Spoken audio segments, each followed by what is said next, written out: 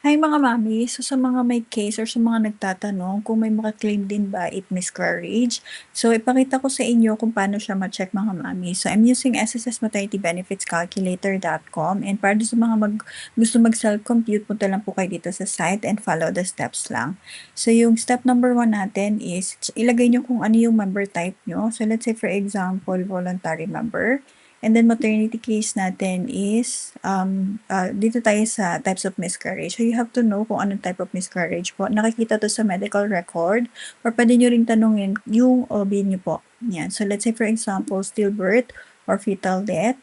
And then sa step number 2, ilagay nyo lang kung kailan yung event ng miscarriage or kung kailan siya nangyari. So let's say for example, June.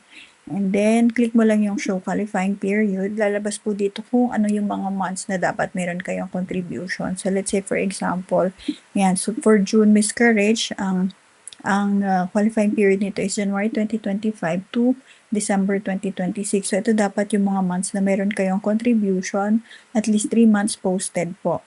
And then, sa step number 3, ilagay nyo lang kung ano yung contribution nyo on that qualifying month. So, let's say for example, sample lang po to ha. Ilagay nyo kung ano yung contribution nyo. Ayan. Then click calculate. So let's say wala akong contribution on the other sa ibang mga months. Ayan, calculate. So ito yung estimate na pwede kong makuha kay SSS. So yun yung pag-check kung magkano yung estimate na pwede mong makuha for miscarriage.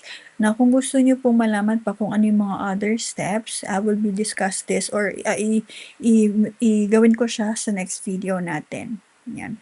So sa mga gusto pong magpa-compute or magpa-estimate, comment lang your EDD, your month contribution, and ako sa mga gusto mag-self-compute, punta lang kayo sa SSS Maternity Benefits Calculator.com. And sa mga mommies nang need ng extra fund po ha, I have a referral link dito.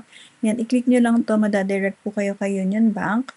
Yan, wala tayong commitment dito whether you're approved or not po ha. So, pwede po kayong mag-fill up.